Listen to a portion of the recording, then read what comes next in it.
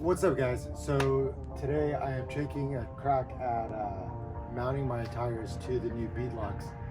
I do have my buddy come in, Tito, who's a mobile tire guy, but I thought this is something you should know how to do, right? So I went ahead and got one in and aligned, and I have to say, getting the wheel into the tire wasn't the hard part.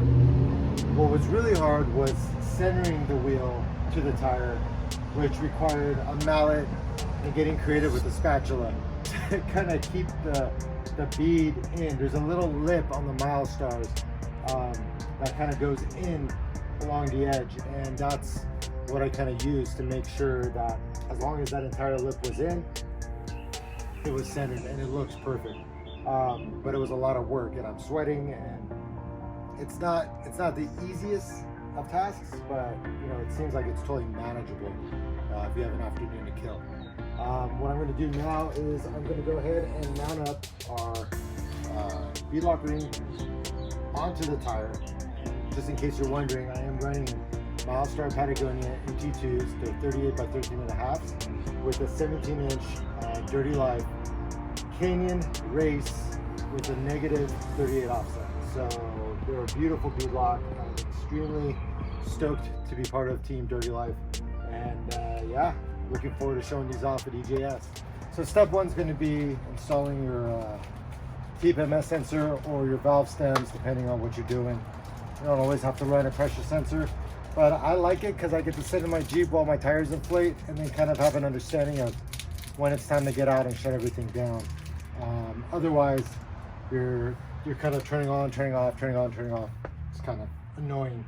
Anyways, it's pretty easy. I don't know how they all come, but this one in particular comes with 3 pieces, a bolt that holds on the sensor to the valve stem. You need to get rid of that thing. We won't need the cap. There's a little lock right there. There's a little washer, and then your stem. And then I have been just kind of getting it hand started for the sensor to the valve stem. Seems to work. This is the 5th wheel, so hopefully I'll get this one pretty smooth, just to show you guys what's up. So we'll go ahead and put this in. Oops, don't forget your washer. Get your washer on. Get your lock nut in. This is a size 11 mil. And then each stem, at least from what I've seen even online, has a little hole. I'm gonna go ahead and put a pick in that hole and just leave it there. And then hand tighten on, it's like 3 foot-pounds of torque. So you just want to get it nice and snug. Doesn't have to like go down to the point of like, all right, that's plenty.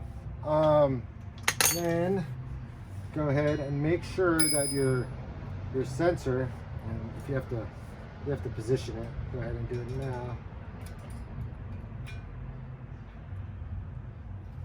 May have gotten a little bit too snug.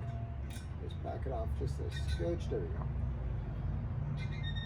Because you want that sensor to lay flat against the rim. It's not going to touch the rim, but it's just going to sit nice and parallel as you can to the rim surface. And then go ahead and tighten down. In this case, it's an Allen. Tighten down your Allen.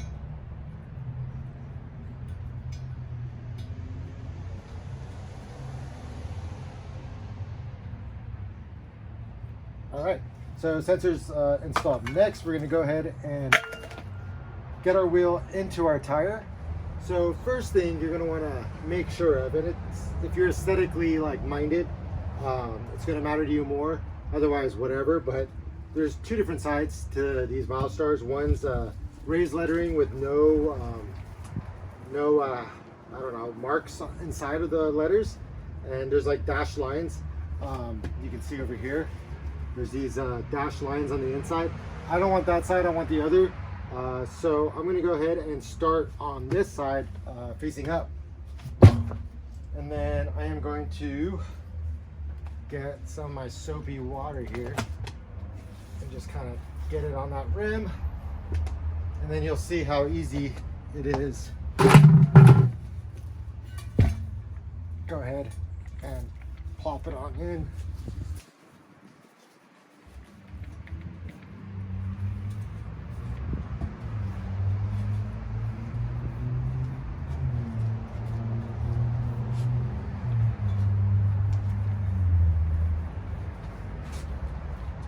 There we go.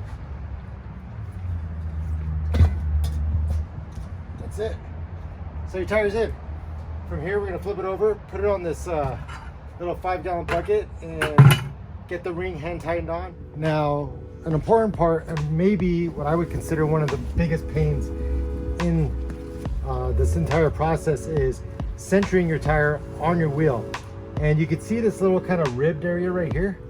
This is the inside lip of the Milestar tire. That should fall inside on the outside of this ring, on this inner ring. So I realized I need a little bit of brute force to make this happen. So once you kind of get the tire as well as you can get it by hand, and you get that ring in, you're gonna just start pounding the shit out of it. And it keeps wanting to lock on you.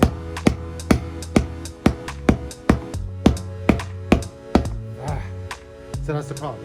It'll start to travel. So the goal is to try to keep it in place and just hammer it in.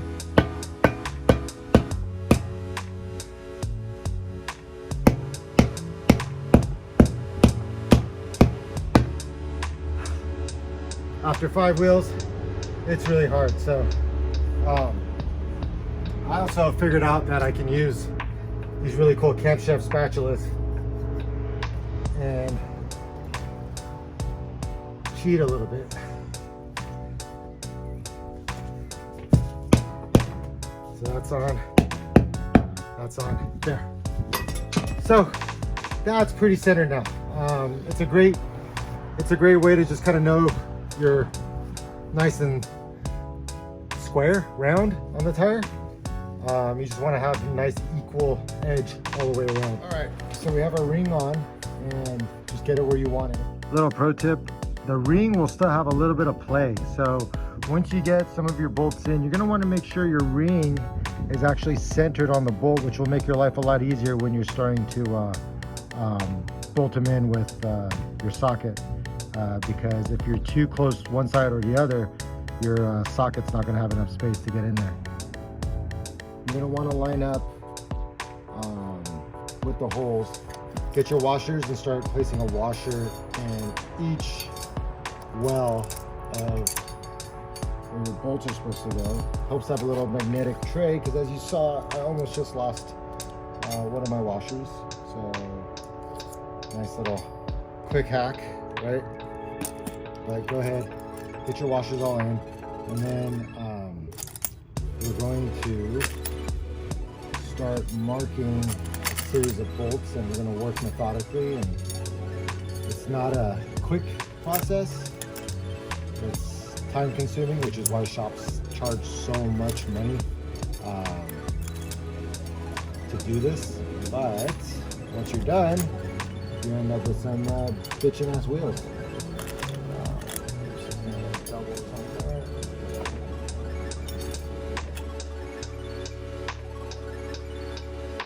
We got these on.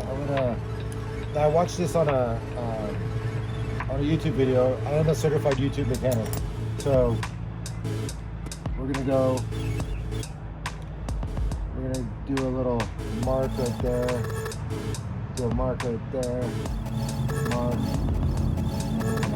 Okay, so these are our starting ones.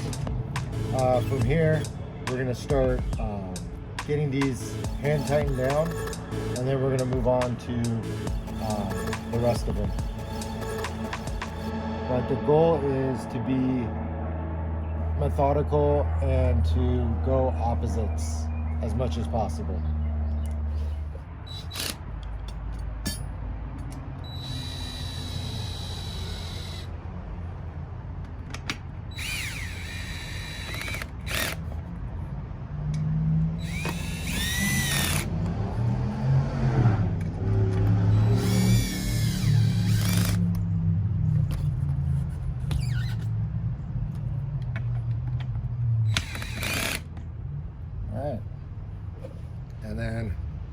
we'll start putting in the rest of our bolts.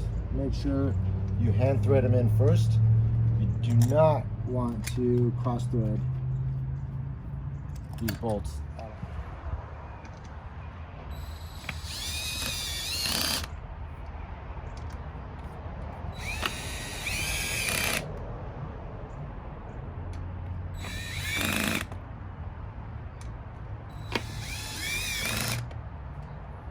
All right, take a look at your feed too. Make sure you're still looking nice and even. Seems like we're doing good, so I'm gonna keep going.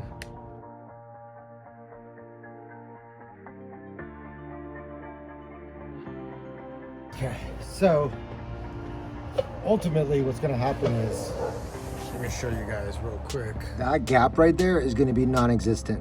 Those bolts will sink all the way down and totally lock the tire into place. But we need to ensure that it's all even. This is kind of where I'll default to somebody who has a really good torque wrench, and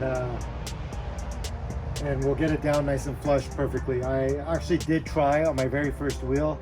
I got it down pretty good. Everything was pretty snug, and I think my torque wrench was bad because it totally snapped one of the bolts. Once that happened, I realized I don't have a lot of room for failure. I need 4 solid wheels, and the one missing the bolt could probably go for the spare. But I'll let the professional handle it. At any rate, it's cool to know what the process is, and I'm sure once I get the right kind of torque wrench, I'll be able to do these in the future on my own. There's not a lot to it. You just have to be careful. You have to go through the order of operations. There's really no shortcuts. I mean, you could use an electric screwdriver to kind of get them going after you got them hand started, to kind of get them down, but you really need to torque them by hand from everything I've seen. Now, I'm sure there's guys out there who will impact them on. Good. I'm glad you guys know what to do, but I don't. So for the beginner, do it right the first time, so you're not screwed a week trying to get parts. Hope that helps.